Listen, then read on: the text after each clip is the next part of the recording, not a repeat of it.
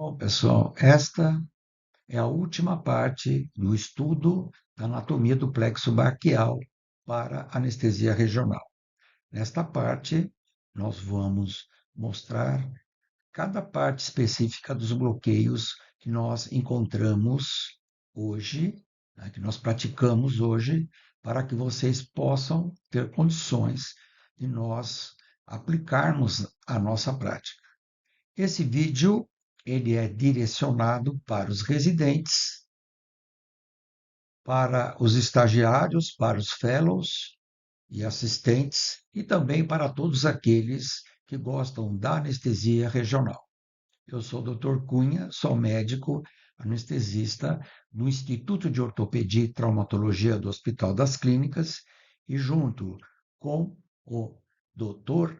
Adilson Ramage, nós vamos elaborar este vídeo para vocês. Espero que vocês aproveitem bastante. Bom, aqui é uma visão anatômica, né, da região supraclavicular, né? Então, nós vamos ter aqui, né, as saídas dos nervos, né, e as raízes de C5, C6, C7, C8 e T1, que vai formar o plexo braquial. Envolvido nessa estrutura, nós estamos vendo aqui, é uma bainha musculaponeurótica que vai desde a saída das raízes até a região axilar. É importante nessa região observar, né, o nervo frênico, tá, que desliza sobre o escaleno anterior. O outro nervo importante que também cursa nessa região, né, do tronco superior é o nervo supraescapular. Nessa região supraclavicular, principalmente dentro desta região, existem várias alterações anatômicas. Por exemplo, nem sempre a raiz de C5 ela sai na região interescalênica. Ela pode perfurar a raiz, ela pode perfurar a musculatura do escaleno anterior. Por isso é sempre importante, né? Quando nós estamos fazendo a varredura, nós sempre devemos observar a raiz de C5 saindo na região interescalênica.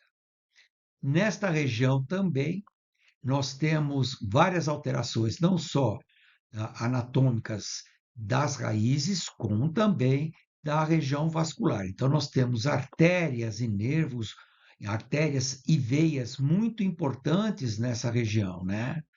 Assim, por exemplo, nós temos esses ramos do tronco tiro-cervical, que é a artéria subescapular, a artéria dorsal da escápula e a artéria cervical transversa. Bom, aqui nós estamos vendo os vários tipos de abordagem que nós podemos fazer nessa região. Essa região, tá? Ela é formada por um estojo musculaponeurótico que vai desde a região interescalênica até a região dos nervos terminais. Então, nós podemos fazer abordagens na região interescalênica, na região dos troncos, na região das divisões e na região abaixo da clavícula, né? Os bloqueios infraclaviculares e, no final, também nos nervos terminais. Aqui nós vamos mostrar a região interescalênica, que é a região das raízes. Então, nós temos aqui, né, a aparência da raiz de C5, C6 e C7, que são bem visíveis na região interescalênica. Nessa região, nós temos algumas alterações anatômicas, principalmente na raiz de C5. Nesta região também passam muitos vasos, e nós precisamos tomar muito cuidado nesta região. Nesta região interescalênica, os nervos eles têm uma aparência já mais escura, porque eles ainda são muito imaturos, né? Eles têm ainda uma quantidade de líquido importante, tá? Por isso que eles são nervos suscetíveis a ter lesões. A partir do momento em que os axônios vão saindo, eles vão ser substituídos por um tecido conjuntivo, né? Principalmente nessa região dos fascículos, e eles vão se tornando mais hiperecóicos abaixo da região clavicular, eles vão se tornando mais claros, devido à quantidade de tecido conjuntivo, né? Nos mostrando a relação que existe da vértebra, de cada uma das vértebras, com não só com a parte vascular, com a artéria vertebral, assim como a aparência dessa parte óssea, né, para a gente saber localizar aonde que nós vamos estar. Observe que a raiz de C4, né, que ela passa ali nessa vértebra C4, que ela é menorzinha, né, ela é menorzinha. Já a região de C5, os dois tubérculos anterior e posterior são iguais. Na região de C6, nós observamos que o tubérculo anterior ele é mais proeminente do que o posterior. Esse tubérculo é conhecido como tubérculo de Chassagne. Em C7, nós observamos que a artéria ela sai daquele foro que ela passa, tá? E se torna isolada.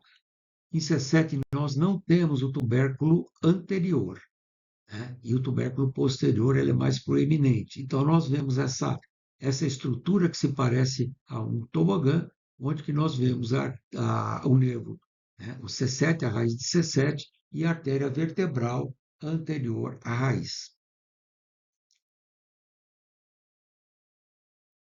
A região supraclavicular,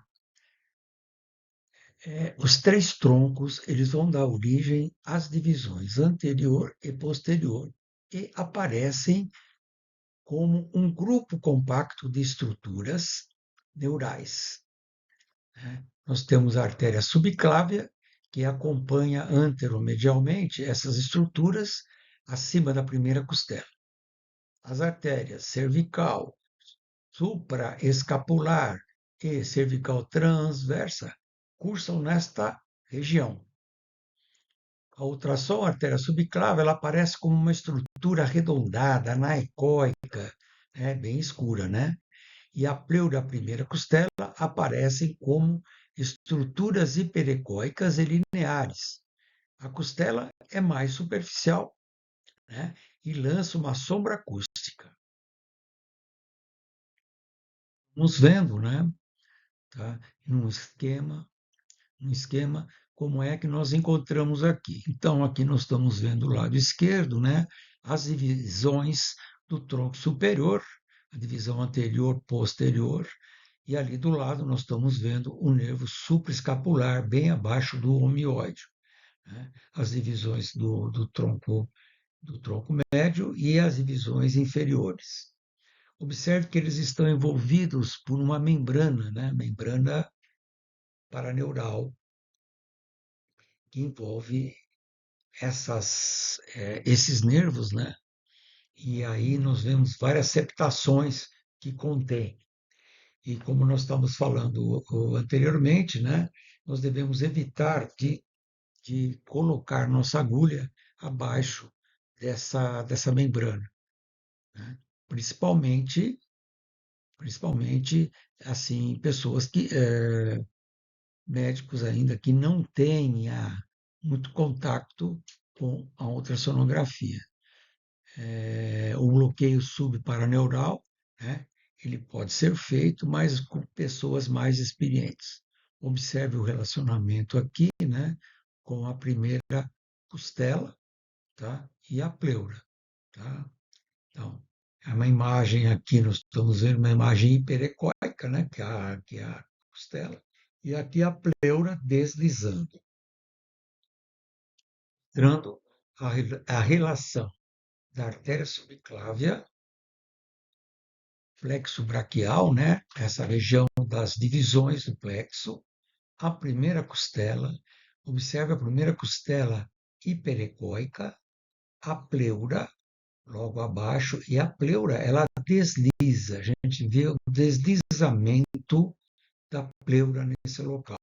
É o espaço costoclavicular da região abaixo da clavícula, da região infraclavicular.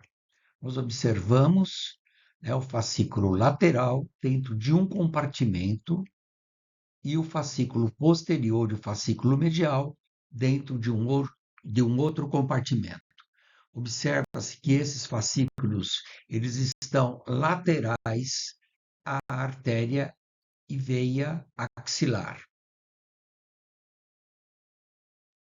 Nesta região coxo-clavicular, observa a agulha entrando, neste caso, de lateral para medial, né? E nós vemos, né, esses fascículos localizados na parte lateral da artéria.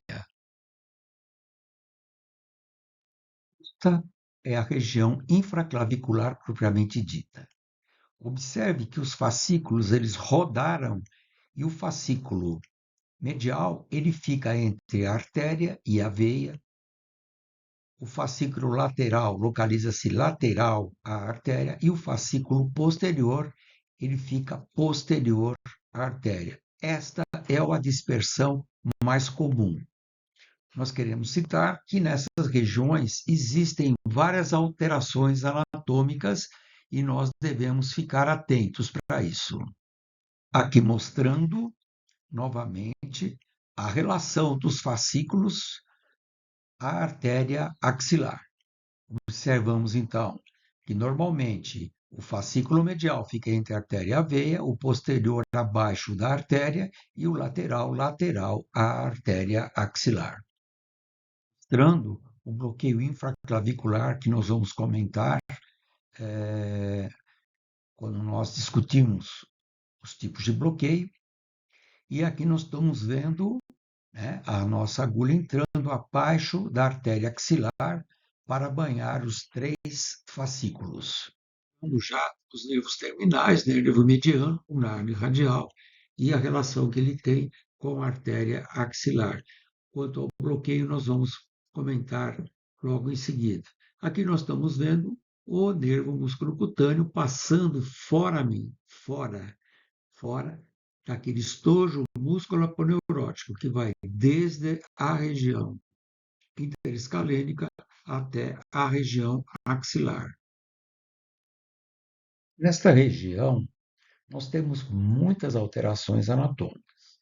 Por isso é muito importante, né, esse conhecimento e vocês saberem, né, que o nervo musculocutâneo ele pode estar em várias posições. Na maioria das vezes, ele está fora daquele estojo músculo-aponeurótico, né? Vocês podem ter alterações do mediano, do ulnar e do radial, como nós temos visto aqui. E da terceira parte do estudo da anatomia para a prática de bloqueio regional. Espero que vocês tenham gostado, né? Vocês devem, se puder, vocês podem dar um joinha e pode subscrever também para receber os novos vídeos. Agradeço a atenção, espero que vocês tenham aproveitado bastante.